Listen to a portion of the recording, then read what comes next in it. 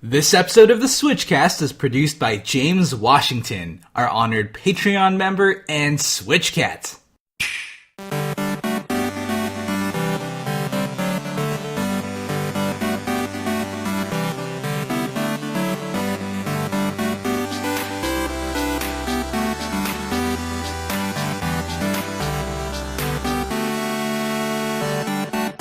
Hi everybody, I'm KC. And I'm JV. And this is the SwitchCast, the podcast for the Nintendo Switch erudite, and we have possibly more to talk about this week. Especially first-hand stuff to talk about than we have had in a very long time. We have overloaded with PAX East topics and games and just a flood of stuff that we just can't wait to tell you everything we can about what happened at PAX East this week. Yeah, honestly, it's insane how awesome and how prevalent the Nintendo Switch was at PAX East. It took over. It really did. It was everywhere, and we have so many games to talk about, so many impressions and hands-on initial impressions that we have of games that we tried out there. Now, you were there for all 4 days, right? I mean, so how did you spread out your time, PAX East, over the 4 days? Well, if you guys don't know what PAX is, it's the Penny Arcade Expo, and it's a gigantic convention of all things geekery. There's video games, there's tabletop games, there's role-playing games. You know, it covers almost all of geekdom as a whole. So I didn't come in here to PAX East just for the Nintendo Switch stuff. I wanted to take in the tabletop gaming, you know, the console gaming, the PC gaming, all of that stuff. So I reserved my first 2 days doing non-Nintendo Switch stuff, and then once Casey came in, we went all in on the Switch. I gotta say, it was really awesome because meeting Dave face to face the first time, right? That was really cool.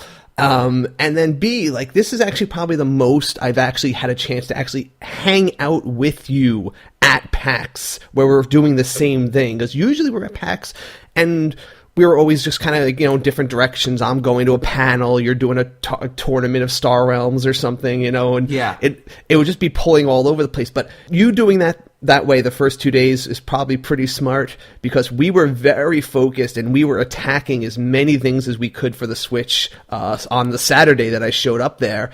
And I had a blast, JV. It was really good hanging out with you finally. It's one of those things where we have hung out so much online that being able to hang out in person after many years is just such a refreshing experience, I think. It's a little weird and surreal because you know what the thing is. It's like if anyone listens to us and maybe never saw us on the what we look like for real, you have an image in your head of what we look like. And if you ever see us, it's probably not going to match up, right? No. Now, I know what JV looks like, but my brain still hasn't seen him long enough that it still kind of augments and creates this character of what, like, basically my brain sees you as an anime character. You know what? A lot of people say that. I think it's totally valid. And then when I see you and I'm like, oh, he's made of flesh and bone? That's weird. Human being? How strange is that? But I think that's a phenomenon for a lot of podcasters, and even for people who have online friendships, that's kind of a thing. You don't see them every day, so you have a different image of them as expected.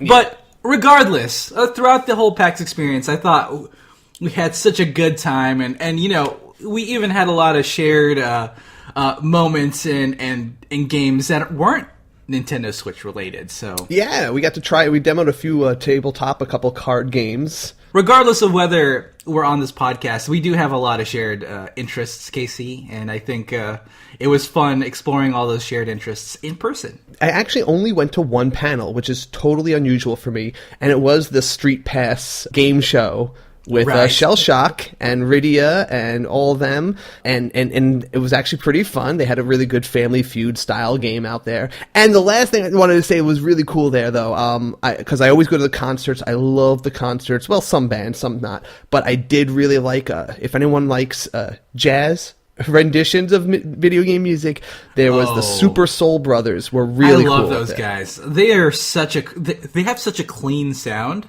and I love how they take a bunch of the iconic video game music that we know and turned it into a soulful jazz theme. It's really a lot of energy, man. They were putting everything on there. Oh, so you've heard them before? Oh, I have. And they are so talented, and I really dug it. Now, the concert that I went to was actually the full video game orchestra. Final Fantasy. They were there this year? They were. They did a full Final Fantasy 15 suite. And they had, metal solos. They had an orchestra. They went all out, and it was a ton of fun. And even if you aren't a fan of Final Fantasy 15, the music is just so good that people were able to appreciate it regardless of whether they're a fan of that particular game or not. It's weird. This is the only time in my life that I ever have a reason to buy a compact disc units. What? I know they sell these ancient devices. I believe they were dug up in the pyramids that they somehow hold music within them and transmit it through light waves. And you could actually stick it in some old computers and listen to the music or turn it into a modern MP3. And this is the one time a year one time in my life that I ever buy one of those, because whenever I hear one of these bands and I love them, like last year I bought the Triforce Quartet. I bought their CD just to turn into MP3s and support them. And this year I shelled out some money for the Super Soul Brothers because they're quality stuff. If I had heard their rendition of Final Fantasy 15 though, because the video game orchestra is possibly one of my top 5, game musician groups. So I would have been tempted for that one. What I actually really liked about Final Fantasy 15, the orchestra, was that there was a lot of activity. There was a lot of, showmanship on the stage. The composers who actually composed the game were there. It was just such a surreal experience. And I do feel like, considering they recently revealed that they're doing the Final Fantasy 15 Pocket Edition, I feel like that might be something that could come over to the Switch. Yes. When I was listening to your episode with David, I heard you guys mention that. You talk about, Final Fantasy 15 in general and how it probably wouldn't be coming to the Switch. And then I wanted to shout. I was shouting at the thing like, no, wait, there's the Pocket Edition on iPhone. If they can get it on iPhone, they can get it on the Switch. And so I'm glad that, that came up when we were at the con, and I wanted to definitely mention that here, that is totally an option, and it has its own charm. Yeah, it's not the super shiny graphics that is the original Final Fantasy 15 game. Right, but it uses the chibi art, which has its own charm, and honestly, some people might prefer. In fact, I kind of not crazy about the super over-the-top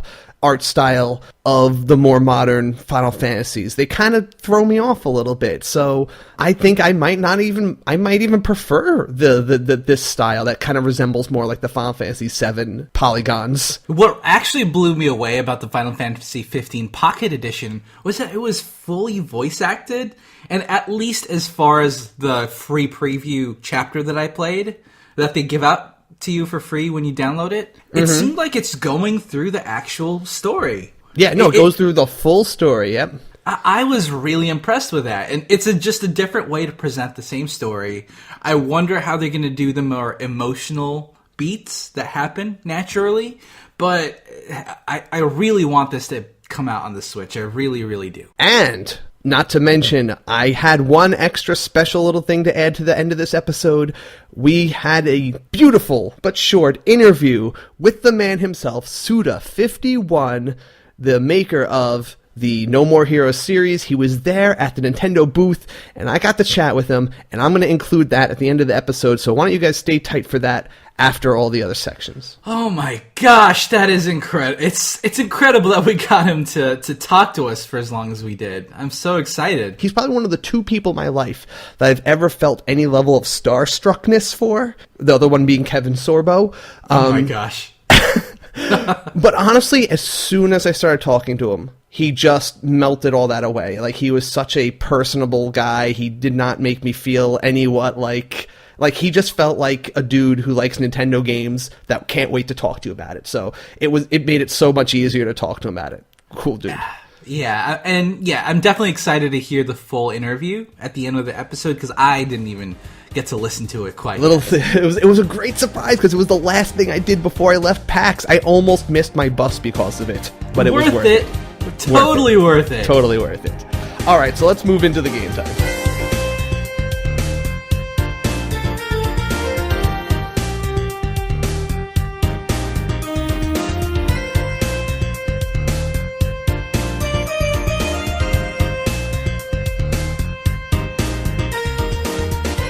All right, game time. We have so much to get through, so why don't we just not waste a second and start talking about, we'll just go back and forth and we'll pick games that we played either individually or together and just, get the gist of what we saw and why they're interesting. I want to start us off, actually, with the game that we played together first, especially considering how unique the control scheme was. So, to start us off, we played Spirit Sphere DX. Mm-hmm. So this was like a ping pong stylish game, or like a Pong type of game, but you controlled like a hero characters, right? And each one kind of had a video game inspiration. You're essentially one or two characters per side, and there is a sphere in the middle that you try to hit on each onto the goal of the opponent's side, right? Yes. And each individual character that you played as seems to have been inspired by other classic gaming icons. Yeah, I definitely had a Link character because he had the same sword swipe and he charged up and he did a little, yeah. I think the character's name was Lin or something like that. Okay, yeah, totally. So definitely inspired. Now, what was most interesting about Spirit Sphere DX, not only was the gameplay really tight and seemingly well built, you could actually play it on one Switch, holding on to the Switch in handheld mode with two people. Yeah, so each person would just kind of hold, like, with the controllers still attached to the Switch.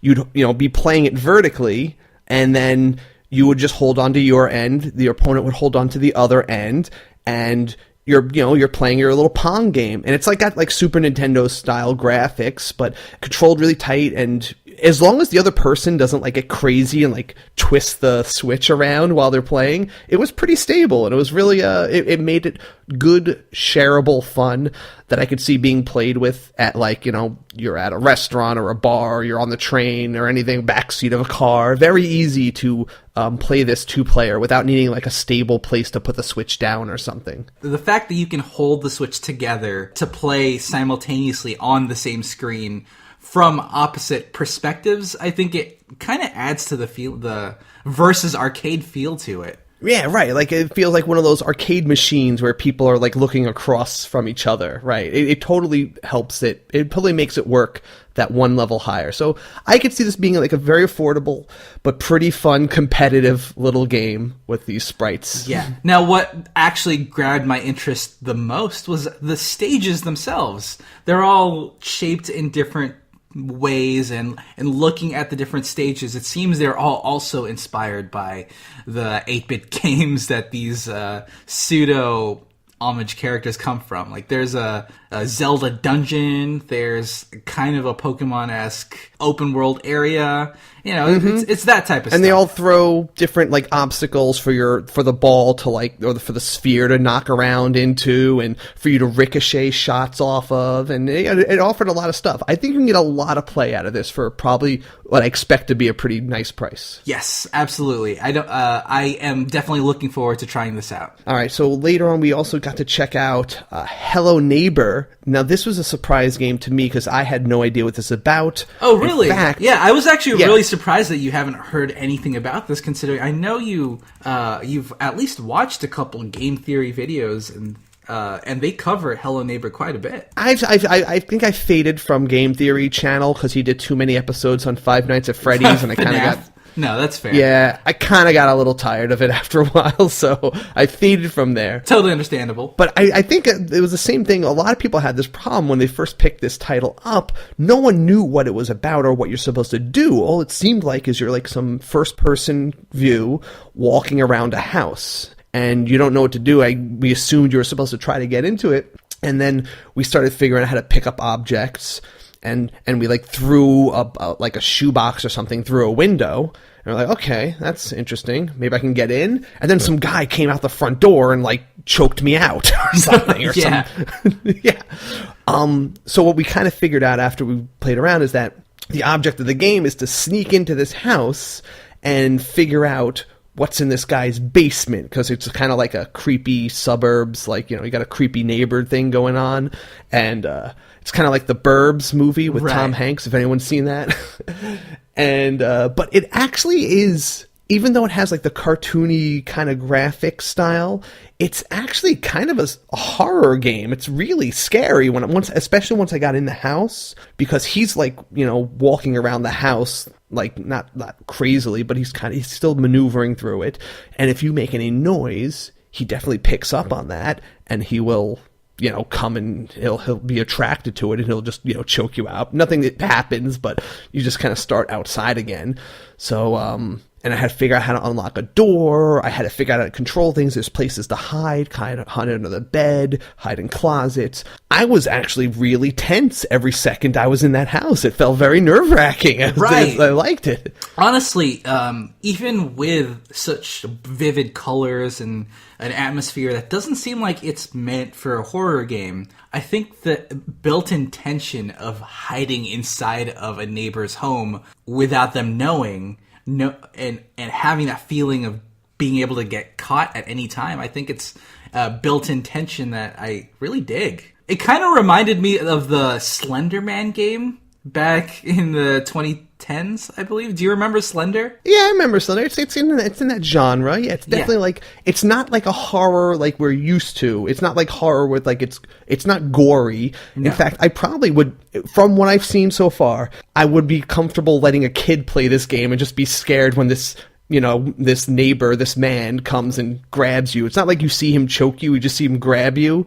But my brain filled in the blanks that he's killing me. Yeah, the thing that I thought was most intense was whenever the neighbor is near you, or there's a high risk of him catching you, your vision starts to narrow down and darken, and that moment is really tense. I panicked every time, and I didn't know what to do, and I just fumbled around until he caught me. Yeah, that's part of the tension. And I definitely don't want to spoil anything for any people who are interested in playing it, but apparently there's a lot more to this game story-wise and lore-wise that we aren't aware of quite yet. So are we going to get like a whole series of like 5 FNAF-type game theory videos? I think they've already made like 3. Oh boy. Okay. So at least I kind of know what we're getting into here. All right. So moving on. What else we got here? So I definitely wanted to touch on Shaq Fu, A Legend Reborn. Okay. Now, this is, if you guys don't know what Shaq Fu is, it used to be an old Genesis fighting game where Shaquille O'Neal himself, the basketball player, I don't know if he was warped to another dimension or the other dimension is warped into Earth, something like that. But he's essentially fighting these weird creatures and demons and turtle pig monsters in a fighting game. It is generally regarded as one of the worst games ever made. And with that, knowing that, it's also one of the most loved in an ironic sense. Yeah, it's very infamous. And then, so Shaq Fu, A Legend Reborn is essentially trying to bring back that feeling of ridiculousness. However, A Legend Reborn, the new Shaq Fu version, is actually a side-scrolling beat-em-up game instead of a fighting game. So, like, does it have like 3D sprites? It does. It had 3D graphics instead of the Genesis 2D, I'd be 16 or 32-bit. And it looks like the graphics are mostly modernized, but it's a different style of game. It's a side-scrolling beat-em-up, and it looks pretty interesting. I don't think it quite has the charm of the original Shaq Fu. Yeah. But, you know, at this point, they definitely know that the original game is ridiculous. It's lauded as something that's surreal, and I think they're trying to capture that spirit while being in a different genre. I got to try, next thing I picked up was Sleep Tight. This is a cool and very cute idea. This is kind of a tower defense game almost, where you're a kid in their bedroom, and you go through a night and day phase where at night monsters invade the house, and at first you just have a couple little barricades and you have whatever gun, and it kind of looks like you're shooting like socks or Nerf or something. I don't know what you're shooting, but you're shooting something at these monsters. And you're trying to survive the night, and then when you do, you have a day period where you could spend certain points, and you build all sorts of like fortressy things like piles of clothes or like guns, like little auto turrets. Right. Yeah. It's essentially a twin stick shooter combined with a tower defense game. Yeah. Now, one thing I did not expect when I actually started playing it was the animation on the monsters. It's Pixar level quality. Yeah, that's exactly what I was thinking when I demoed the game too. I was really impressed with how smooth the 3D animations for the characters in this game are. Now, and there's a reason for that, too. Apparently, the animator, I forget exactly what he said, if he worked with Pixar, or he said it's like his brother was like working on Monsters. But they have ties to Pixar. Yeah, they have ties, so they have actual experience that is bleeding into this in a very noticeable way with the, they're not like scary monsters. They are kind of scary in how fast they move sometimes. Right. And I do like the characters, like the characters you pick. I think they're a cute kind of design, like they're kids, but they're not like soft looking, like, weak little scaredy kids. Like they have a cool, like attitude-y kind of look to them. I think it's a cool design. And the gameplay was fun, and I liked how the theme is essentially, a fortress, a home fortress that a kid would make. But then all the fortress buildings, like turrets and barricades you make, they're all made out of pillows and stuff you'd find at a home. But then they actually come to life and defend you against all of these night monsters, and I think that's a really cool concept. It makes me wonder, like, is this all like is it supposed to just be like in the kids' imagination? Like, are they just imagining this whole game, or is there like really monsters coming in? And I do think it's just such a novel concept, and I was also very impressed by the fact that this game was developed by mostly 2 people. That's it. It's just the programmer and the animator duo. So the fact that they're able to produce something as seemingly well polished as this, it's impressive. So did you get to try out Coffence? Because I thought this game, both in name and in concept, was hilarious. Now, here's the thing. I did try this out, and I do need to stress before anything else, the name is funny, the concept sounds funny, but honestly, the execution is pretty seriously well done. Oh, I was really surprised that you were going in that direction.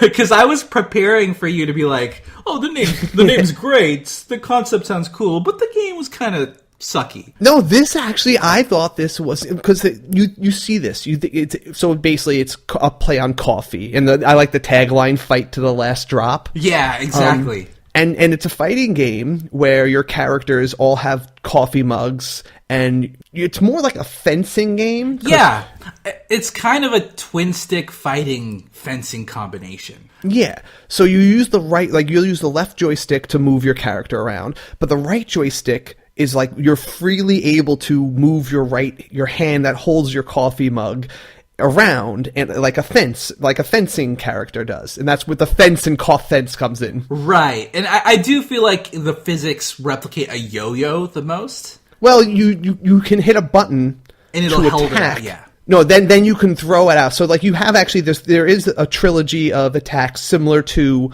a fighting game. Instead of attacks, blocks, and throws, you have your attacks, you have your blocks, but you have your spins, which are the throws in this game, and spins beat blocks. But yeah, you're going to jab, and if your jab or your attack hits their cup, it doesn't instantly do damage, it just sends one wad of coffee in the air, and if it hits the ground, that's 1 hit point gone. But either player can try to catch that drop of coffee, and it'll add to that player's life. Like, if you're the one who was hit, you can just try to regain it before it's lost. Or the other player, if they're fast and timing is great, they can go and they can steal that drop for themselves. Right. And honestly, it looking at a video of Coffence, it looks like a really simple and almost even potentially boring game. But the mechanics behind it, I was incredibly impressed by. There was a lot of tactical depth to it, as I found out. I played a few different people. And actually, you also, not only do you have the different characters with their own attack styles, but you also can choose between different coffee mugs. And each mug, there's 3 mugs, and each size, like you could pick a big, slow mug, but it has a lot of coffee, so it's a lot of hit points. There's the normal average one, or you could pick the espresso, which is like only has like 2 or 3 hit points in it, but it's super fast, and it's a very dangerous weapon, but you know, your hit points are very short to begin with. So right. Yeah, I think I found a lot of mind games and just the timing, and I just think it's really cool, especially when the last drop of coffee is in the air. Time slows down and lets you know this is important. Yeah, and it gets really tense, because especially in the last drop, it does become really important as the person who got hit to catch that coffee in the air, or else you'll lose. Yeah, and you know, even so, like some people panic when there drops in the air. They just try to get it, and like if they're just trying to get it, I have a perfect opportunity to either hit them again, or maybe I'll just try to get in their way instead of stealing it myself. I could just focus on pressing the attack, and you know, the options were there. So I think that it sounds like a gag, but it's actually a game. Yeah, not a gag, not just a gag. It's a game. Yeah, I really dug it. I'm glad that you played it too. Yeah. It's just wandering around finding these games. Now, there is another game that I actually felt relatively similar to. There's this game called Clusterpuck 99. It's a bit more of a kind of sportsy, top-down competitive hockey-like game. You're essentially controlling a little sphere curling iron person, and you're playing on a field with teammates, and the object of the game is for you to hit the puck into the opponent's goal.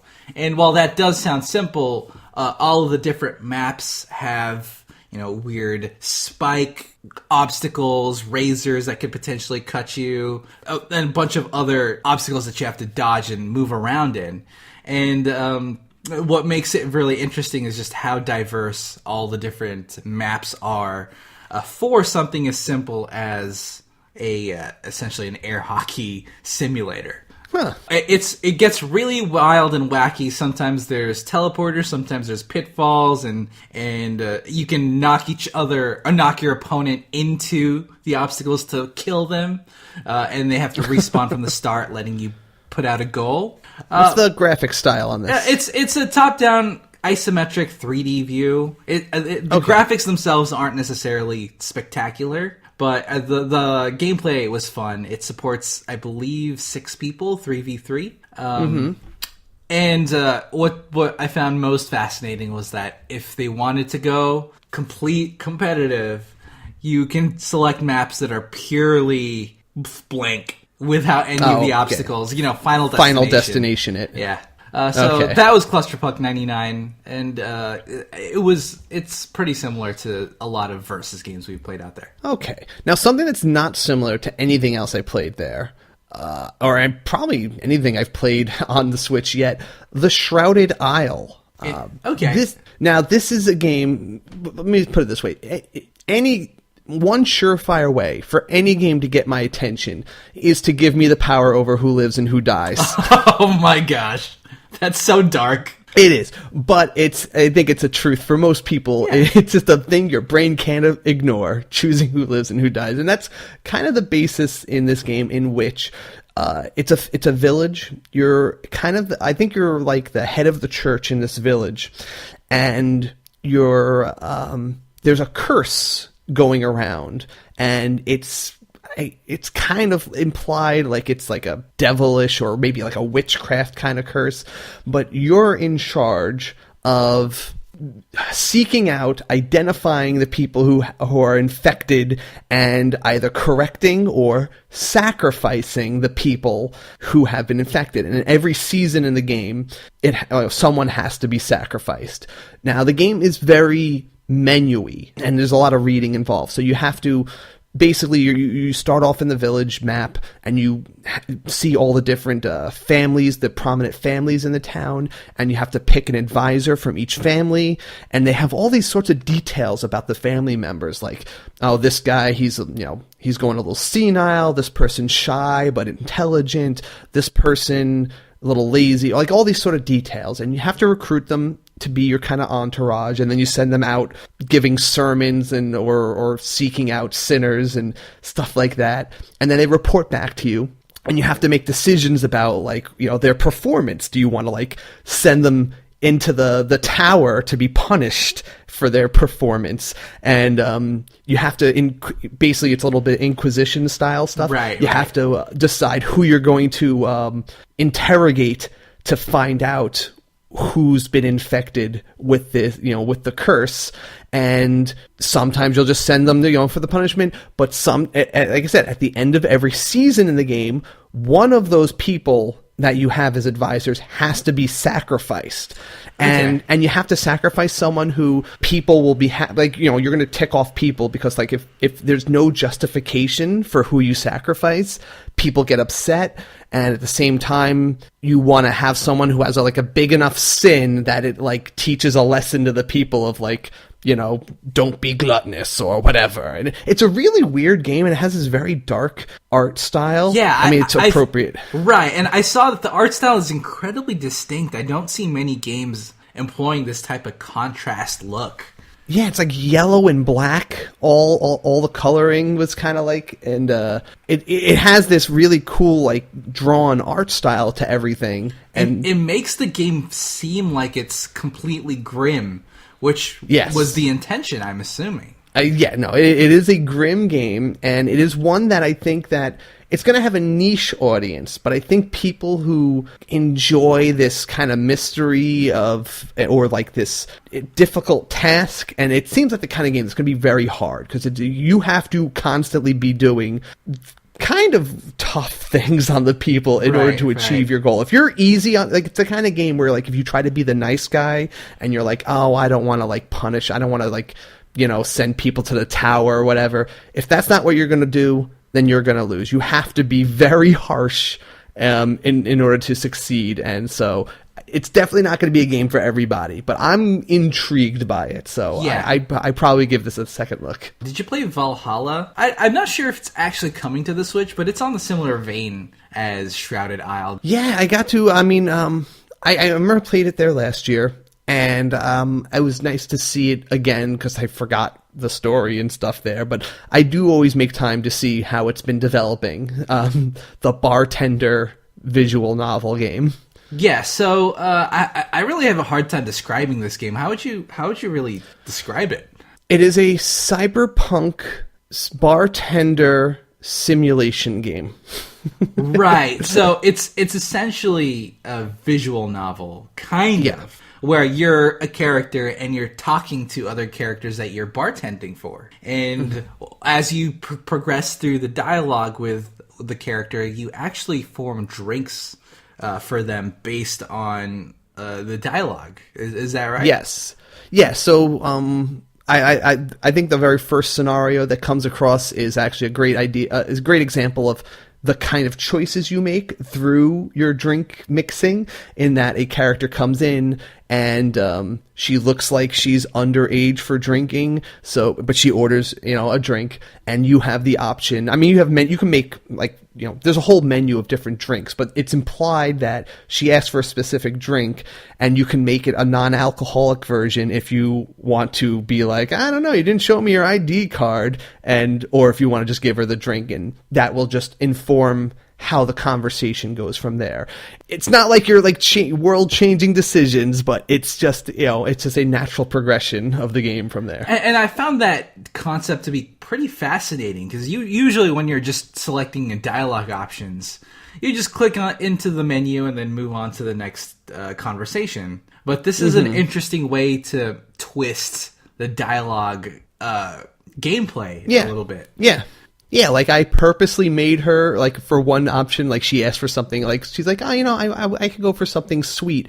And we had this, like, banter going back and forth where she was very teasy, like she kept like making, jokes or puns or trying to get me to like, partake in this little ribbing back and forth. And instead of ribbing her vocally, I chose to see what would happen if, when she ordered a sweet drink, I gave her something sour, and I picked like a drink that was intentionally like that. And she did react to that, and it changed the way we had the conversation from there. And I thought it was like just kind of fun. Like that's how I decided to rib her back, by giving her an unexpected taste.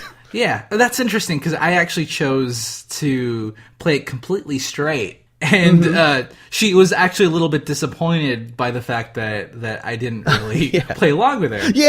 Yeah, see, like, that's the thing. Like, she was trying to rib me, and she wanted me to take part in this little back and forth, like, banter, and that's a great way to do it. Now, David played the demo also, and I don't know what choices he made, but the ending is drastically different. I think mine was a lot darker conversationally than the one he got, actually. Oh yeah? Yeah. I think I remember I definitely got a different ending to the scenario than I did last year. Okay. And last year I probably did the straight choices. I did all the like straight choices like you did, probably. Yeah, it's pretty crazy, and I think I really like this twist on the visual novel genre, just because as good storytelling as visual novels can have, some people might want a little bit more gameplay to that genre. No, yeah. This is a definitely, if you're not into the visual novel genre, this isn't probably going to change your mind on that. The graphics, though, the style, that is also a great draw, in that it's got like that, I want to say 80s anime look to it. Yeah, I can see it. I could definitely see it. It's 80s anime mixed with 32-bit graphics. Yeah, exactly. And I really find that very compelling and interesting, and the characters they have a good design to them. And that's kind of what gets me into it, and it's something nice to look at while I'm, reading the story. But again, if you're not into the story about basically a pretty dystopian cyberpunk world where people have to go to these backwater bars just to forget about the turmoil of the world, that's kind of like the real driving situation of it, and just kind of helping people forget about their worries, Cheers style. Now, what I thought was really strange is that they're really, in their marketing material, they're really playing up the fact that it's a waifu. You know that term, the anime term, where that you're talking to ladies who you kind of want to impress or maybe form a relationship with. You're a lady bartender. Yeah, right, exactly. But maybe that is the case. It's in their marketing material, but I never really got the impression that was something that they were trying to push for. That didn't seem to mesh with the rest of the theming of it. So that's really strange. And if that's something that you don't necessarily like, you might want to ignore that marketing material. But overall, I would recommend it if you're into the visual novel genre, at least as far as I can tell. I also played Masquerada. Okay, this one I didn't get to play. So this is a what do you call those? Like the tactical, like real-time tactical RPGs where it's like kind of like Transistor, where you can pause time, choose actions for you and your party members, and then like unfreeze time and see how the battles play out, sort of thing. Right. This has a cool setting. It has a French Revolution kind of feel, but it's a little steampunky, and there's obviously some magic going on. They talk about the masks that they wear seem to be some sort of a power. Right, source of power. Yeah, exactly.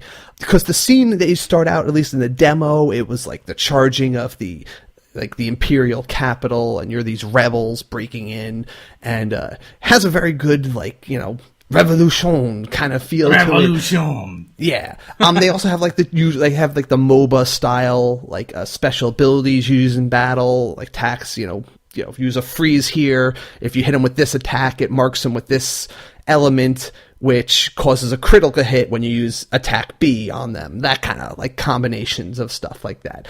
It was pretty easy switching between and giving the orders to the characters. There wasn't a ton of battles to go in there, but I kind of got pulled into the story, and there was a lot of good voice acting, and I dug the animation style. It's a little small. It's hard to, for me in this type of game. Maybe it'd be better on the big screen because I was playing it in handheld mode, but I feel like I didn't quite get the full feel of the characters in battle on the handheld mode, but it's still a little wise off from being complete. So, but I kind of dug it. It was a nice little real-time strategy tactics game. Yeah, and I do find the art style to be quite interesting. The character designs are pretty striking, and I found that really fun. I also really dig the Sentai elements of gaining power from your mask. I think that's pretty cool. Yeah, right. It does intrigue me. I like that, I'm a fan of masks. I'm a very big proponent of masks, and I think that these characters all kind of pull it off in a nice masquerade-y way. Masquerada. Masquerada. What are some else we played together? How about Blazing Chrome? You played that with me, right? Which one was that one? That was the Contra game. Oh, yeah, the one that I totally sucked at.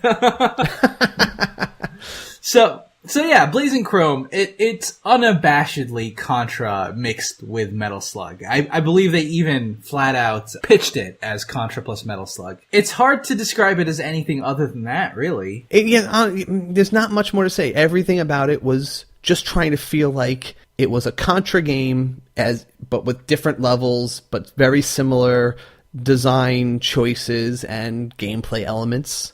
Right.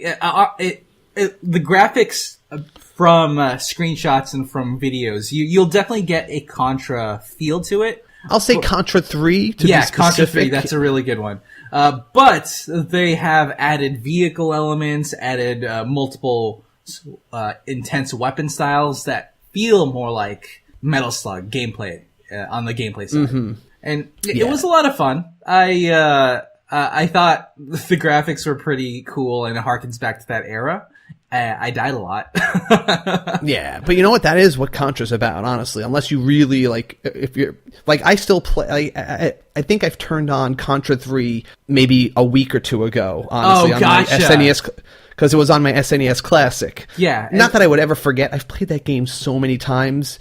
It is like riding a bike at this point. I will never forget how to beat the first stage blindfolded. So it's not like there are games that just feel like bad rip-offs or bad imitations. This feels like a positive homage for a game that everyone loves and wouldn't mind seeing another iteration of. So yeah, no, it was a good clone, let's put it that way. Yeah, playing through the game, I didn't feel like it felt cheap or not well built. It did feel like it was a strong entry into that genre, and for people who want a Contra or Metal Slug, 2-player co-op shoot 'em up-y kind of action games. Yeah, it's like a bro shmup, or no, not a bro shmup, like a bro. I like that term, bro shmup. No, I like that term. All right, bro shmup. Let's see. Oh, let's go in the opposite direction. Let me talk about Galgun. Oh boy. So I didn't demo this game, but I saw people demo it. One thing I do have to say, while playing this is the first time someone recognized me by my voice. Oh, how cool is that? The guy running the Galgun booth, he said, "Hey, you're the SwitchCast." I was like, "I am the SwitchCast, sir." That's super cool. And he cool. recognized me there, and he said, I try to get my wife to listen to you guys. And I'm like, I'm still trying to get my wife to listen to us. Anyway, so yeah, Galgun, if you are not familiar, this is the first-person shooting game. It's more like a turret-based shooter game, though. You're not, actively controlling your way through maps. You're just kind of stationary. You rotate around, and high school girls literally jump out of windows or come out of manholes and just chase you from all different angles, and you have to shoot them with your pheromone gun to get them to not confess their love for you because you've been overshot with Cupid arrows, and now everyone loves you, and you're not supposed to just love anybody. You're supposed to love your one true one, so you have to fight these off to get to that. Sometimes you have a little demons will appear, and you kind of turn on a what's it called, a kind of like Luigi's vacuum ghost sucker thing. And you have to turn that in, and you have to suck up these little love demons that come out of some of the characters there. And this also has the coincidental effect that it sucks up most of the girls' clothes. Yep, it's one of those games. One of those games. I don't remember if I saw that the demo explicitly showed any nudity or skin. No. But It stops at their underwear. Right. That's even in the promotional videos for this game. Apparently, you're trying to get to Pentsu Paradise. So it's very explicit in that it wants you to be able to view these middle school, high school girls'. So, and it had this weird thing where, like, if you do, like, fail to stop these girls from reaching you and doing enough damage that you, like, lose, they have this weird scene, like the game over screen is the girl confessing their love for you, and then you have to choose whether to kiss them or not. And I was like, this is weird. I don't know. I feel very awkward about this choice here. So, and I think that's your way of saying continue or start over or something. Yeah. I guess if you submit to the kiss, then it's game over. I guess so. So I will say, after playing it, other than the graphics, like, it is a pretty game where you go around and, like, not just because there's these cute girls coming at you, but it is a pretty game. But like, the colors seem vivid and pretty. Yeah, and they animate, and they're all, like, they're pretty characters for sure. But the gameplay itself was a little too straightforward. They jump out of a lot of cool places. Like you really do have to stay on your toes and know. Like, oh, they're behind that bush, or you have to look carefully to see the one that's waiting to ambush you, like, from around the corner. And so, you shoot. I feel like it needs a zapper, like, type gun, though. I don't like playing that kind of game with the controls. Oh, yeah? I don't know if they have that kind of game needs a gun, like, accessory. Do you think that a Joy-Con with the gyroscope controls would cut it? I mean, I guess so. I mean, if they designed it right, I guess. I don't know if that's within its capabilities by itself or not. But, I mean, that would be enough for me. I just want to feel like I'm pointing a gun. I do not like controlling guns with a joystick. Right, okay. So, but ultimately, the base gameplay is kind of a light gun shooter type situation. Yeah, basically. It's just, you're, instead of shooting criminals, you're, knocking out girls. Yeah, schoolgirls. Moving on.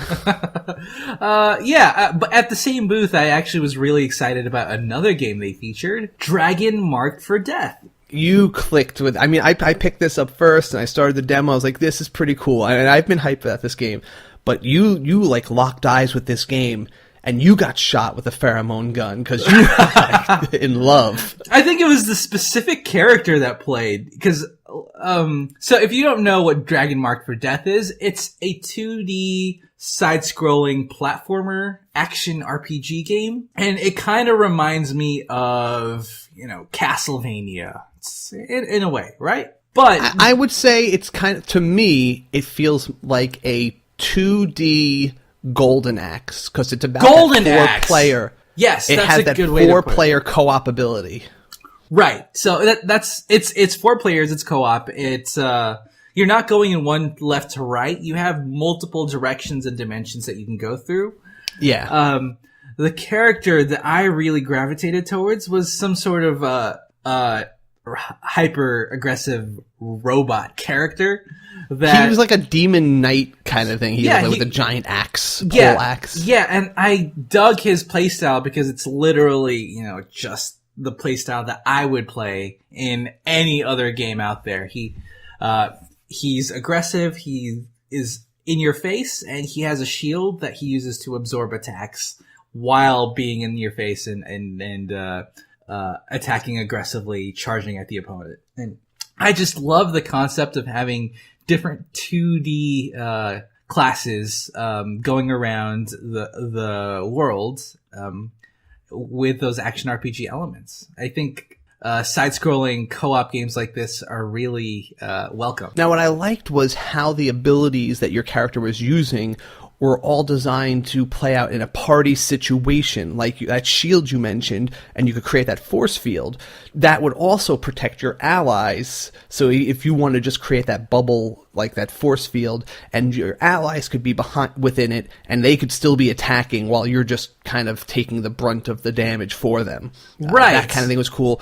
There's one of the characters they mentioned will have healing abilities, and it's a real party-oriented kind of experience, which I totally am behind. And I definitely thought the combat was really interesting. The character that we were discussing, he has different combos and counter moves that flowed really well into each other. And I really want to see how all these combinations play out with multiple characters on the screen. I wonder how you're going to direct the action in this game, because it did seem like it did have a little Castlevania kind of feel, like you could, or Metroidvania-ish kind of feel, like you could go in different directions. Like, can the party split up, I wonder, and maybe break up into two pairs and cover different areas, or are you all going to be forced to be within a certain area of each other? I'm curious how that's going to play out in this. You know why I like this game so much, Casey? Why? I just looked it up. All the people, a lot of the staff who worked on this game worked on Mega Man Zero. And I love Mega Man Zero. It definitely has the Mega Man Zero kind of graphic style, like that color, that animation. Yeah. And the way the characters move really feels like Mega Man Zero. So there you go. That's probably part of why I gravitated towards it so quickly. Okay. Makes sense. Okay, so one game I gravitated towards pretty strongly. Did you get to try out Dead Cells while you were there? I did not, unfortunately. But it was one of the games that I was really interested in checking out. This is probably the top indie for me that I got to try out. Really? That's saying something. Yeah. This was a super cool dungeon slash 'em up kind of side scroller game. It has a similar art style to let's say a Hyper Light Drifter, but I guess it's in that same world as the Hyper Light Drifter style characters.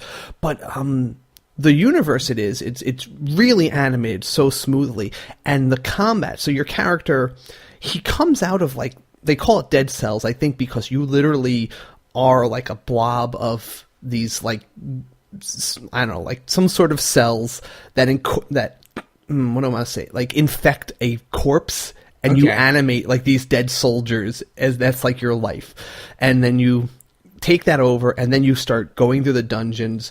You have a really nice ability to switch between different weapons that you collect quickly.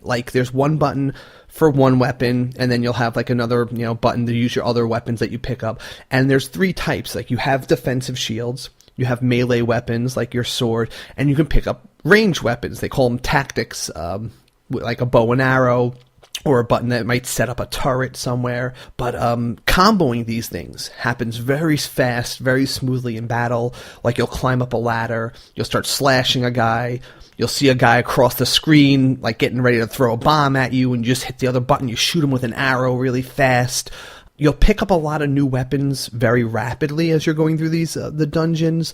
You'll start off with a basic sword, but very quickly you might find twin blades that have a very different combat style. As you level up, you choose where to focus on. So maybe you want to focus on tactics weapons or range attacks more, lower the cooldown on special effects with those. There was a lot of customization in the combat style, and it seemed like every time I died, I was able to carry over those things, but you lose your equipment, so you have to kind of find new tools. You don't get too attached to the things, but that also forces you to try out new weapons every time you play it. And I did find all sorts of things a bomb or arrows that freeze guys, or a sword that just kind of has a really good pushback. It would seem to be loaded with different kinds of weapons that really made it. But the combat was just really, I don't know, it was just very engaging. I loved fighting things. I liked the way it animated. I have to definitely note the animation for this game. I was watching people play it, and I was blown away by how smoothly each of the actions your character makes is portrayed on the screen. Every slash, every dash, every ranged attack that you perform is animated so cleanly. While it is a pixely game, it really employs modern frame numbers, I think. What was fun also was like I just, it was funny because there's a button to open doors, but any door, at least, well, most of the doors, if you just happen to attack near it, you just kind of like blow the door down. I've never opened a door, even though it's an option. I was like, why do you even put that in? I just throw down every door I see. The enemies, though, the types of enemies that came at me really threw me off because, in a good way, because I'm used to enemies that follow very simple patterns of like, all right, if you're over here, I'm gonna attack, and if you run away, or maybe if you want to get your bearings, it's easy usually in any game like this to just jump away and plan a new attack. But I came across some enemies, there were these like skeleton knights that teleported. Like, anytime I try to run away from them, they just teleported behind me, and they would not give up, and they chased me around, and it was, I did not realize I was playing with fire there, and these things came at me and totally wrecked me, and those were just like regular enemies, and they had this really cool ability, and a lot of these enemies have surprising attacks and abilities that doesn't make it just a walk in the park. It's not like you feel powerful, but you're fighting very uniquely powerful foes throughout it. So I'm very much going to be playing Dead Cells. That was the game that I was the most hyped when I was playing it, and I'm probably most looking forward to, of all the indie titles I played, to come out on Switch. Now, it's definitely, I'm really excited to try this out as well, but something that I actually found really curious was Tiny Metal. I know this game is already out, but they featured it at PAX, and I wanted to know what you thought about the game, because you got to demo it. I did. I was pretty interested in what they did with this, because we knew already it was a Advance Wars style inspired. Game. Yeah. In fact, the people who were at the booth, they were actually yelling, saying that it was Advance Wars inspired, and if you're interested in Advance Wars, you should check this game out. Well, what did you think, Casey? All right, so I thought it did some interesting things. It added some things, though I feel like there were some things missing that maybe Advance Wars had that this didn't really carry over, but it added some interesting features. So it had all the basics were there, though. You know, you had your cities, you sent your infantry to capture cities, you had the same similar types of units, a little more emphasis on like the story, because when they start talking to each other, there was a bit more about like where they came from, or who are you and why are you what are you fighting for, that kind of stuff. And then when I got into the battle, though, what I was missing, at least at first, was the CO power. I didn't feel like the army I was playing with had like a unique leader effect, or that I was personality to it, really. It felt kind of generic playing through it. That did. I didn't feel like, because those characters or the COs really are what adds the spice. It adds the uniqueness and guides your strategy as opposed to playing as anyone else in the game. So maybe it's just the stage I played. Maybe they add more of that later on. I don't know, but I didn't see any of that there. They did have a few more options as to what your characters can do in the field when encountering enemies. Like, normally in Advance Wars, you approach an enemy, you attack it. That's like the only option you have. I think maybe a CO might have a different power here or there, but there's nothing else you can do tactically other than position your guy and attack the enemy if they're there.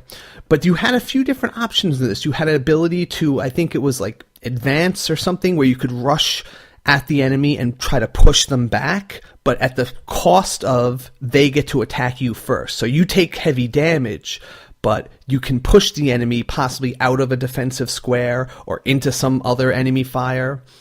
And you also had the option to do focus fire, which is where instead of the first character just attacking right away, you could tell it to lock on, and then he wouldn't attack immediately, but then when all other units that you want to attack the same target are in position, you can have them all attack simultaneously and concentrate their fire and reduce the casualties of any counterattack. So those were nice tactical options. I agree. I really dug that they added that extra element, because it is additional decision making that I found pretty interesting. I wasn't the biggest fan of the art style. I thought the 3D graphics of each unit and the weird way they handled Fog of War, I was kind of put off by it. I think that the units, when I say characters, most of the time I mean the units. Right. Yeah, they didn't have they didn't have any character. They didn't have anything that stood out. They didn't have charm, or anything like that. They didn't really seem definitive on the screen. Yeah, that's part of my problem with the art style. It was kind of hard to keep track of where your units are because of just how the colors of your units with the busy colors of each background tile, it kind of clashed, and I wasn't really a big fan of that. As opposed to, and we're used to, think of the original Advance Wars. The armies are called Red Star, Blue Moon, because the armies are bright blue, bright red, colors that contrast strongly on the background. Right. And another aspect that I really didn't like was the fog of war. The way they handled it in Tiny Metal is that any square that you can't really see is blocked off completely by these actual cube blocks covering the area. So if you didn't know any better, it looked like the map was physically smaller than what it actually is, and that caught me off guard when I was playing through my demo. I do think that it has potential with that, though. I do like the idea of having to do things like you could have a character on a hilltop so he could see further out and be like a lookout for you, and I like the option of hiding units in places, so that you could actually do things that are not expected at times. Right. I do like Fog of War in general. I think when it comes to these types of strategy games, I prefer that.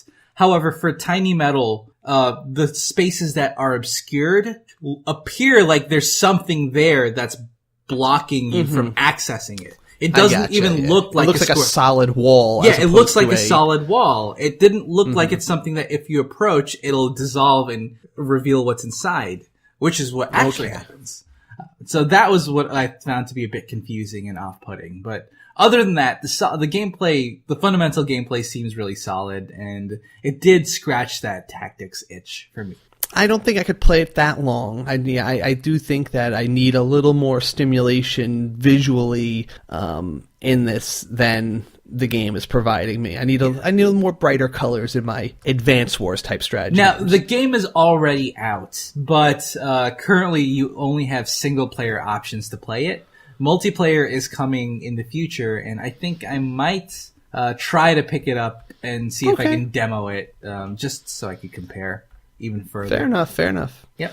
Do you want to mention, so you wanted to mention at least, we did get to look at Wargroove while we were there, though. Yeah, this would be a really good time to mention that, actually. Yeah. So while Wargroove did have a presence at PAX East, it wasn't on the Switch itself. It was actually featured in one television in the Xbox booth. And I didn't get to look at it, but what did you see, Casey?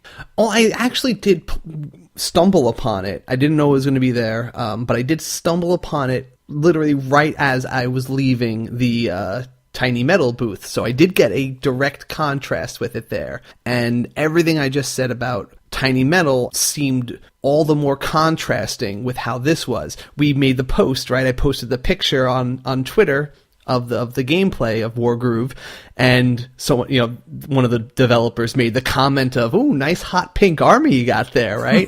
And it's like, yeah, hot pink, right? I mean, you could choose the colors, I think, but it stood out. You could tell what color my army was, and even if it's not a aspect of the game that affects the gameplay at all, just that customizing of how you look is a feature for a lot of people, just having that little character pick. But even the units, I could tell the unit, one of the it was the Skeleton Nation, right? Right. And I know they have like one of those, one of their generals. I could tell which general it commander was on the map, right? Just looking at his icon on the map, I didn't have to zoom in. It was like nothing seemed like generic soldier. It was like this is a personality.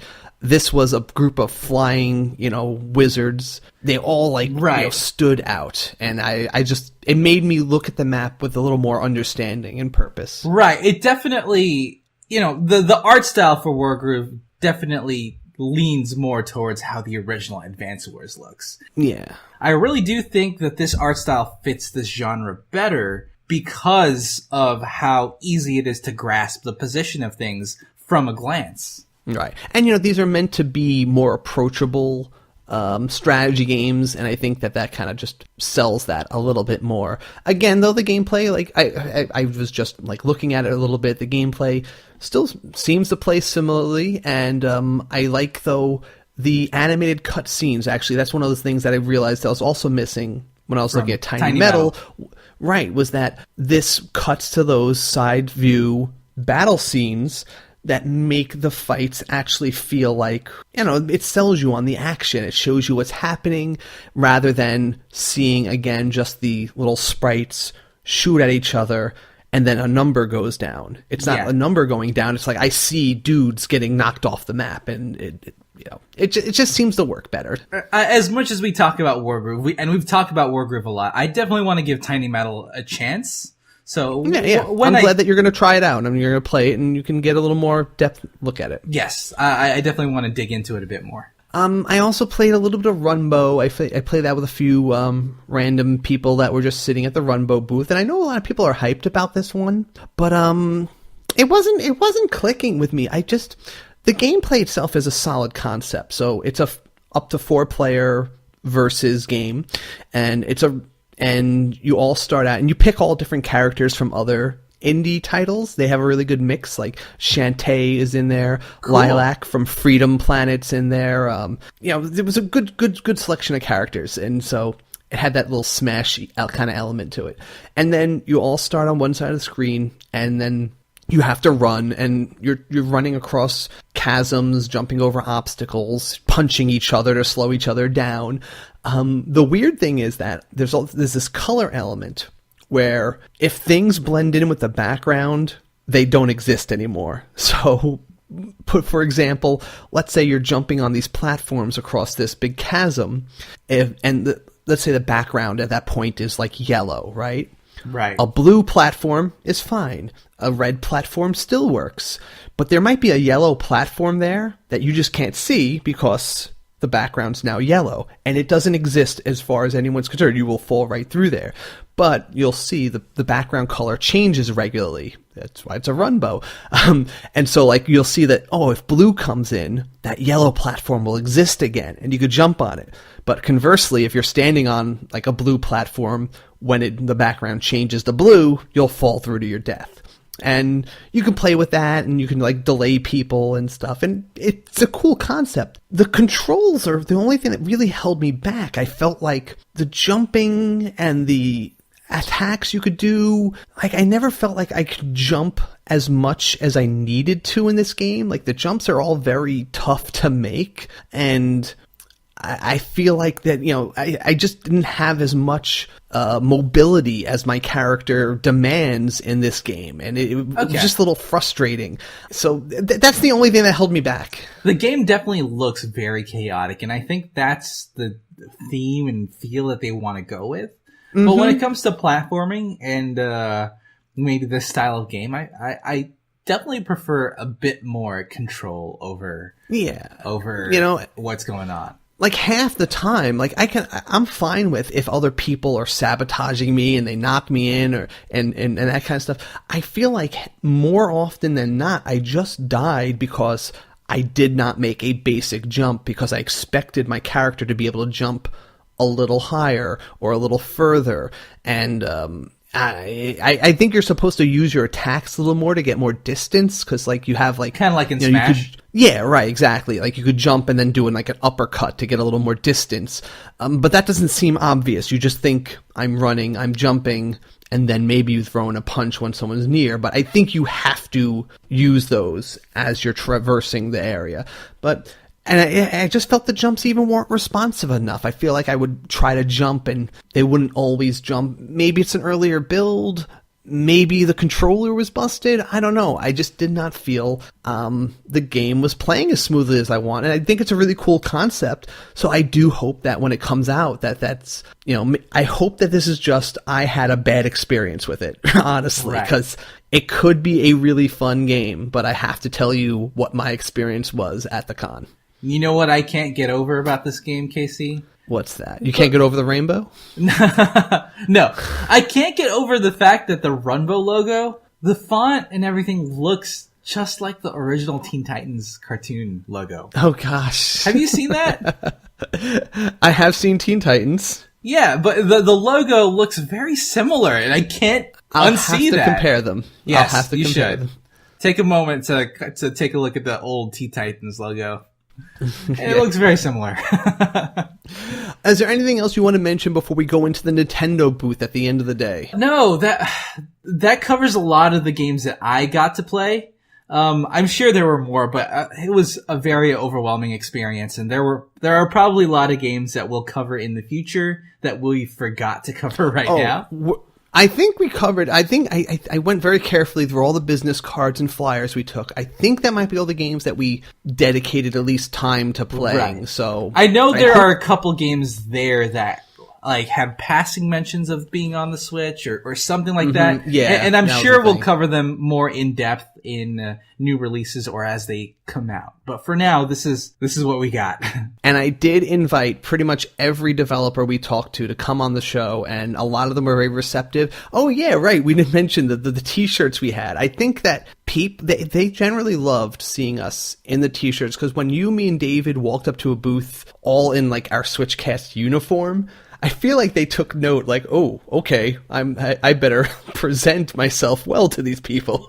Yeah. There's definitely an added degree business of legitimacy when it comes to us having our own custom logo and custom shirt.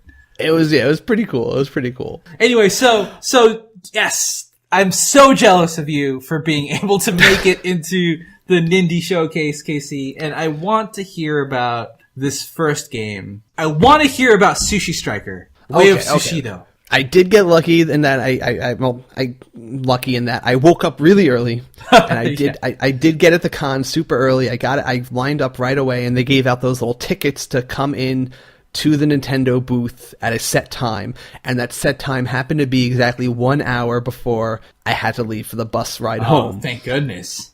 So everything did just kind of fall in place there. But as I walk in, I did notice that SUDA51 himself was standing there just watching people play, talking to people who came over for interviews. He was just kind of hanging out, and I was like, this is awesome that he's there. I did not know what to say, and I wanted to talk to him right away, but I was just like, you know what? Let me think about what I'm going to say to this guy. This is a legend of game design, and I really need to figure out what I'm going to say to him first. So let me play the games, and then let me go figure out what I'm going to say to this guy. Approach him afterwards. That's a good... Yeah. I probably would be on the same boat there. I'd be a little intimidated talking to SUDA. Yeah. So yes, first thing I did pick up was Sushi Striker, Way of Sushido. This is the puzzle game with different sushi dishes on those. It's like the conveyor belt restaurants where they have the sushi on different plates going by. Have you ever been to one of those places? Oh yeah, we just had one open relatively recently here in Austin, and I love it. Oh, okay, yeah, they're very cool, very cool. I went. The missus took me there for my birthday one year, and it was pretty awesome. Oh yeah, I dig it so much. So there's different rows of conveyors taking the food across in crisscrossing kind of fashion, and you'll have like I think 3 or 4 rows. There's one row that's like in the dead middle. That's considered shared territory, and then the other guy has it. And so what you do is you're basically picking. With the controller, you're just going to target any plate, and the plates of sushi all have different colors. So there's like blue, yellow, whatever, white, red. And you pick one, and then you kind of try to make a chain of as many as you can. So maybe there's like 2 blues in a row, and you select one, go to the next, and then you kind of make, you see that it's going to cross paths with another one going the opposite direction. And you have 7 seconds to link up as many plates of the same color as you can. And that's how you build up a combo. And if you don't let go of the button before the 7 seconds is up, you lose it all. Like maybe you tried too hard to get one more plate on there, because they're worth like almost exponentially more. So it's really worth it sometimes to push for as big a combo as you can, but go too far and you lose it all. So you do that, and it's pretty simple actually. It's not overly complicated, but it's one of those games where it pays. You just have to have that that vision. You see, like, you can just see in the mess of all the colors flying back and forth, you see that 3 in a row, and you could see that there's another 4 in a row if you wait 2 seconds here and there. And it's pretty fast. You grab it, you do it, you build up the plates. When you're ready to, you can launch the plates as an attack against the opponent, and that kind of disturbs what they're doing, so timing your shots is good. You have these little sushi spirits. These little helpers. Nice. Yes. And they build up meter, and as you make your combos, and they unlock special powers, like turning everything on the table into one color for big awesome combo, or things that regenerate your health. And it was pretty straightforward. I didn't have a hard time picking it up. It's one of those games that it's when you see it all on the screen, it looks like impossible to understand what the heck's going on. It looks super confusing on the screen, but it's actually extremely straightforward and simple. I do think there's some fun 2-player potential there. I can see the main 2-player thing is who takes advantage of that middle row. Because like I said, there's that one row of sushi that both players can tap into, and whoever taps into that middle row the most and steals those from your opponent from using will probably get a little bit of an edge going there. So, right. And I definitely love these fighting puzzle games, and seeing this new entry to the genre is really exciting. And I know a lot of people on the Discord was pretty excited about Sushido, and I was wondering if this could potentially have tournament implications. From the little bit I played maybe 10, 15 minutes of it. I think it possibly could. I'm definitely not, I can't say I played enough to get a grasp of any deeper strategy or competitive strategy. But I think that I can see how it's there, and I can totally imagine people taking this. I'm sure they designed this game. I mean, when they have a game like this, that's you playing a versus game, and they added multiplayer to it, I'm sure there's going to be some level of competition involved. So I think it's fun. And you know what? It's the kind of it's going to be like the ARMS of puzzle fighter games, where anyone could pretty much pick it up, and it's going to be a very low barrier to entry. Yeah, it's not like it's incredibly complicated of a concept to grasp, and it does look frantic and fun, and I think I'd want to try it out when it comes out. Next up, Wolfenstein 2. This is the Nazi Germany first-person shooter series, the Wolfensteins. I played a scene of this game here. Well, first off, this totally reinforces what I was talking about last week, where I can't see graphical differences, honestly. When you get in front of one of these systems and you start playing something like Wolfenstein, it's beautiful. Like, it's so like crisp, and the animations and the characters look so like real there. Which kind of backfires because this is a bloody game. It just sounds like it would be. Yeah, it is. And there's a lot more melee killing potential than I realized, because so the scene opened up in the demo where, I don't know, like the first thing you see is a guy's arm getting stomped off of him by some dude in a robot suit. A robot soup. Robot soup. Yes. It's good for what it Tasty. ails you. But yeah, a guy in a robot suit like smashes the arm off of one of your allies, and he just kind of like real toughs it out by tying a shirt around it and just like, whatever, I'm going on. And you get in some sort of armory thing yourself that wasn't explained in there, but I'm sure in the full story you'll get the grasp of it. And you're breaking out of some Zeppelin, it looks like, and you're trying to get to a submarine. But anyway, the other than the graphics being nice, early on you pick up like an axe, and they show you like this first stealth kill, and you swipe a guy's legs out with this axe, and you just see parts of his legs going flying, and I'm just like, oh, that is more blood than I was ready for. Caught you by surprise a little bit? A little bit. And honestly, though, they make melee very powerful in this game, especially when if you're reloading and you don't have time to like wait, you can just easily switch to a melee attack. And melees, I feel like, I'm pretty sure they seem like insta-kills. If you get in someone's face, you just melee them, and you see an animation of, and it's very contextual. Like, it definitely doesn't just seem like I swipe and he dies. It's like if he's facing me, it was a certain animation where I hook it here and, tear him apart this way. Or if he wasn't facing me, there was a totally different animation for it. So felt very realistic in that way. It was never just swipe, damage, and he falls down. I had a little hard time finding my way around in there, but mostly because, you know, it's you're in the demo takes place in the middle of the game, and I'm trying to rush because the person behind me is waiting to play. But the controls were pretty easy to swap between the weapons. The weapons all felt really good. Oh yeah, the shooting with the triggers. I haven't noticed this before in games, but I don't play too many first-person shooters. No, but I like that one trigger shoots. If I had two guns, let's say I had one in each hand, I could shoot them individually and just be like, shoot right gun, shoot left gun, or shoot both, depending on which triggers I hit. Yeah, because, you know, sometimes I'm like, you know what, I want to save my left gun, so when I'm reloading the right gun, I still have the left gun to use, you know? That.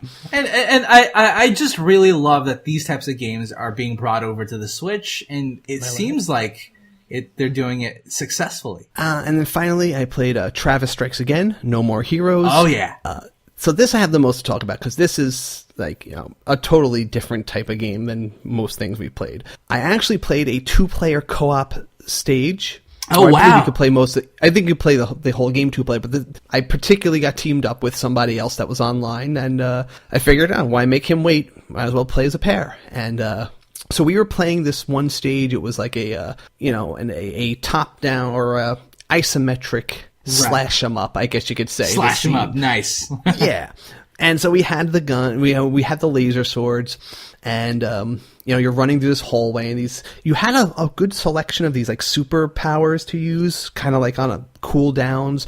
Like I could summon like a digital wall to get between me and them. I could like drop these mines that blew up everywhere. There were these cool super attacks you could charge up too, but what I really liked was that if you and your partner both saved up your charge meter, you can do a joint, like a team super attack, where you both create this giant laser beam between the two of you. Oh, and that's cool. Yeah, it was like an awesome like teamwork sort of effect there. And overall, it did feel like we did have synergy, because you have to do the thing where when you use your beam saber too much, the power ends up dropping down, and you have to recharge it. And while you're recharging, maybe your partner needs to come in and cover you. Yeah. So it had a lot of that kind of synergy to it too. Even though it's supposed to be like you're jumping in a different game, it definitely felt like, you know, a No More Heroes game in that, you know all the attacks, you know the action. We did fight the first boss, and he was pretty crazy, and he had crazy over the top attacks. They had they had all the humor you expect too. Of course. Not just like they went that extra step. They purposely re-scripted the scene for PAX, and they kind of called out like, I've been playing this demo all day for this PAX East. These guys are like really wearing me out.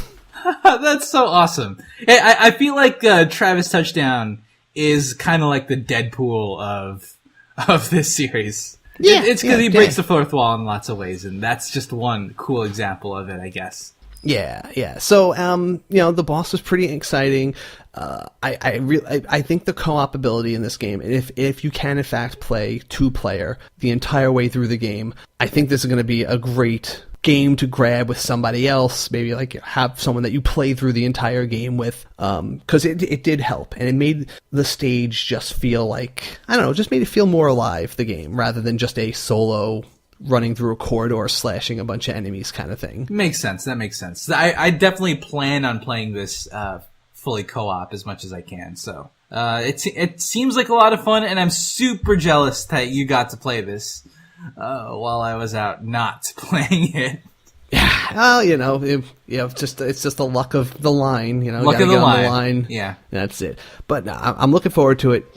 But all right, we should really quickly. Not that there's a lot of it, but we should really quickly switch into the news rundown. And then after that, if you guys stay tuned, we will do we'll post the interview we had with SUDA51 at the end of the show.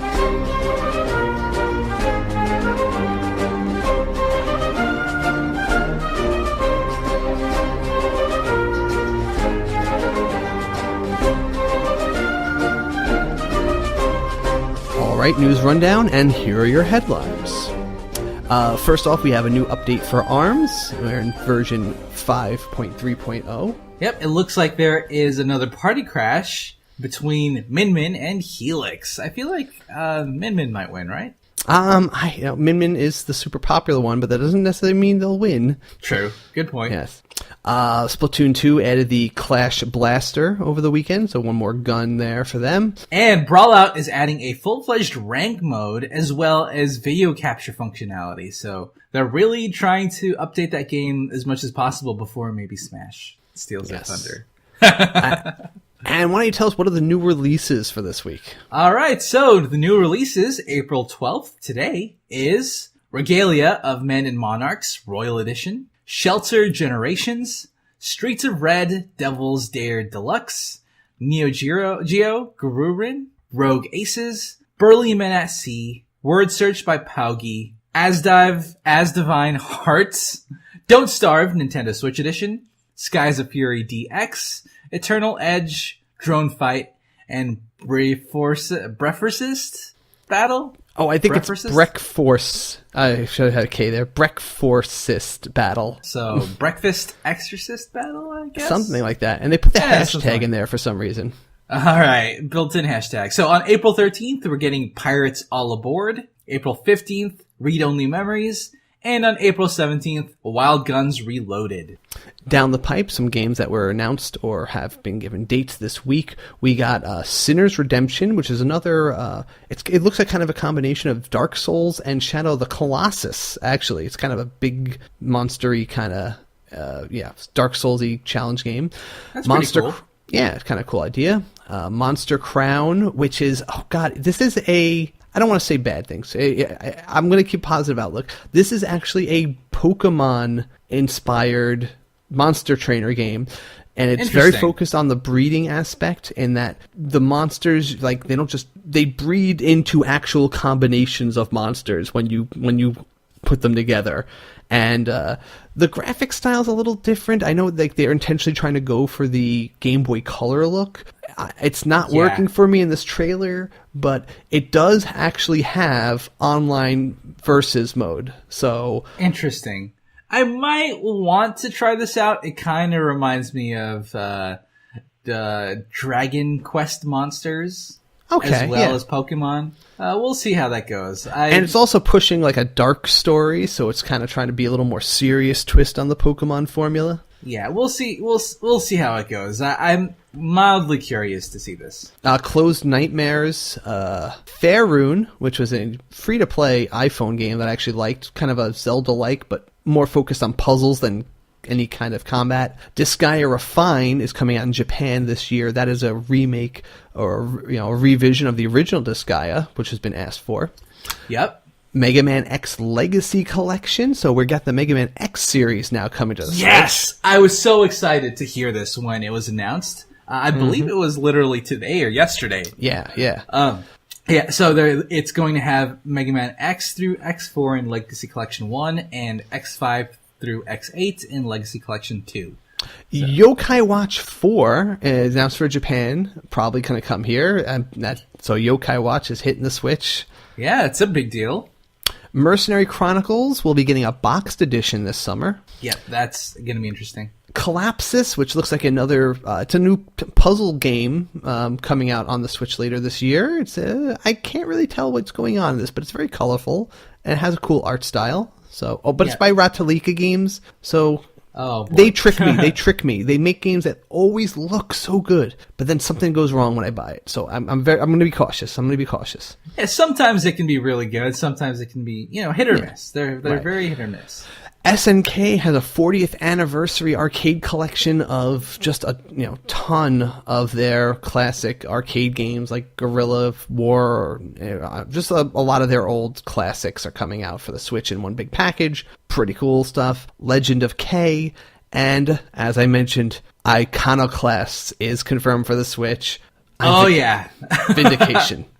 Absolutely. I think you definitely called it, and I'm impressed at how you're really standing your ground about this game, Casey. When I know something has potential, I go all in. Yeah, honestly, the game looks gorgeous, and I'm glad that they were able to confirm it's coming to the Switch. Very cool. Okay, System Switch time. All right, so we played a lot of things there, or we saw a lot of things over the weekend. Is there something that you saw or just something that's in your head this week that you would like to see come to Switch that has not actually been announced for the Switch yet? Well, we actually touched on it in the podcast meta earlier, but my system switch was Final Fantasy 15 Pocket Edition. For all the reasons we described previously, I really think that it would be a great fit on the Switch, and it technically kind of fulfills their Final Fantasy 15 promise on the Switch without actually worrying about all the technical aspects that make the original difficult to port over. Okay. I'm going to go with, actually, something that I usually pick things a little bit based on what I think has a chance to come out. This has no chance to come out. Oh, yeah? No, I'm going for it anyway because I'm already so pulled into it. I'm surprised this hasn't come to you actually today, but Shadowverse, man. Oh, yeah! Ever since the con, we both independently, without really saying anything of each other, we both started playing Shadowverse again, and we both went to the booth and we collected all the little giveaways they had for the game. Completely independent of each other. Right. It's almost like we were ashamed to tell the other person we were doing it. Yeah. But Shadowverse is the it's the free to play CCG on mobile and Steam, and it's kind of halfway between Magic the Gathering and Hearthstone, and it does do take a lot of the best aspects of each. I'm always staunchly against CCGs, but I do agree they have been super generous with how much free stuff you get in this game. It does seem fairly balanced. It just has a really good anime art style that appeals to me more than the Hearthstone's kind of cartoonish vibe it has. For me, when it comes to Hearthstone, there are a lot of fundamental design choices for the cards that I really dislike. There's a lot of randomness to each individual card that I wasn't a big fan of. And I also wasn't a fan of the ranking system and just how stingy they are with giveaways in Hearthstone. Okay, yeah. Shadowverse really fixes a lot of the fundamental problems I had with that game, and multi-dimensional mech classes are really my style. So they do have a good theming of the different classes you can pick in the game. I do like the unique mechanics of each of the classes you could play, and they're not overbearing, but they have a lot of versatility. Guys, just so you know, I'm already trying to recruit anyone who's interested to play in the Discord chat. So if you've ever wanted to experiment with one of these kind of games, check it out. We're on the off topic enough talking about this game. If you're interested in how to get started, definitely talk to us there. Yeah, the game is available on iOS, on Android, on Steam. There's a lot of platforms you can play it on, so just let us know if you want to join. And I did talk to one of the people behind the game at PAX. No way. He was. I just said, I know it's a long shot, but what are the possibilities of this game coming to Switch? And he's like, not really, because it's hard to put updates like on iOS or Android or even Steam. You can just put out, if say you want to errata a card and edit, update some stats, you can do that freely. With a Nintendo or a console system, you kind of have to go through a process, and it costs a lot of resources to make any kind of tweaks like that. So this is a game that requires a lot of constant tweaking. So right. I'm only hoping, because once Hearthstone said no, I feel like it's such a nice opening on the platform to have, like, if Hearthstone's not going to be your competition, step in and take that kind of audience like me who wants to play you on the Switch. Yeah, that's unfortunate, but it's one of those games that are always online. So maybe there's a bit of a feasibility issue there. I do wish it would come to the Switch. And the solo mode only needs like occasional internet. Like if I could download all the missions that I could play offline and just play them in offline mode. Yeah, the I story think that would mode be stuff, really cool. that'd be good. Yeah, it's just there's a lot to like about it. I like the ranking system. I like the giveaway system. Yeah, it's just a bunch of fun. All right, that is our show. I'm going to try to somehow get this into 90 minutes. I think I could do it, but yeah, it was a really hefty show, and honestly, it's not like PAX East happens all the time. So yeah, if we go a little bit above this is our Super Bowl. Honestly, this is our nerd Super Bowl. It is our nerd Super Bowl. It's our Super Bowl. It's this and E3. Yeah, basically. So I'm glad that we did go a little extra all out for it. And I hope you guys enjoyed this extra all out too. Yeah, absolutely. And until next time, everybody, Switch Lab! thanks for listening. You can support the SwitchCast by visiting us at patreon.com/theswitchcast and join the review crew by rating us and subscribing on Apple Podcasts or wherever you get your podcasts from. Also, check out our Discord chat where we have an enthusiastic bunch of Switch fans in a family-friendly environment. Also, join our Facebook group for daily discussion and quite a bit of activity towards the Switch itself. You can also contact us directly via email at kc@theswitchcast.com and jv@theswitchcast.com. Talk to us on Twitter @theswitchcast. Thank you, HeatleyBros, for the theme music.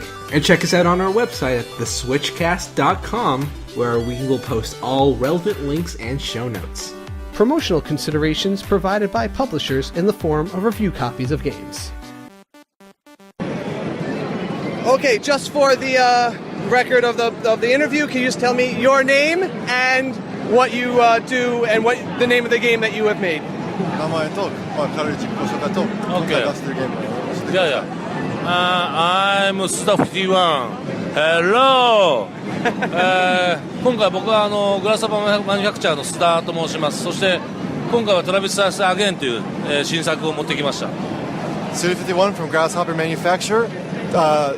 At PAX, we're displaying Travis Stikes Again. Someone like you must have new ideas all the time. How do you pick one that you finally feel like the one you want to actually make? もう新しいアイデアは多分常に湧いてると思いますが、どうやってこれだと決めるんですか？今回の場合はとにかくスイッチを任天堂さんに見せてもらったんですね。その時にトラビスの復活はこれだというふうに直感で感じてこのタイトルを作ることを決めました。 So for this time, it was when Nintendo showed him the Switch and he saw the hardware, he thought, okay, I know this is when I have to bring Travis back. Just hit him. Speaking of Travis, what is it that you feel like you like so much about him, or what makes him a great character? And where did he come from in your imagination? トラビスの魅力は何なんですか？スーさんの中からどういうところから来たんですか？いやいや、トラビスはすごく僕と同じ面もたくさんあって、おそらく 51% がトラビスだと思うんですよね。トラビスの中のとにかく、ゲームが好きだったりとかっていうところはもう自分と同じ要素だったりとか、あと本当ゲーマーと同じ感覚を持ってるっていうところがトラビスの魅力なんじゃないかなと思ってます。Yeah, so he feels like there are a lot of similarities between him and Travis. Probably about 51% of himself is in Travis. And just the fact that Travis is a gamer, he feels is part of his charm, and the fact that he has the same sort of sensibilities that gamers do allows them to really connect with them.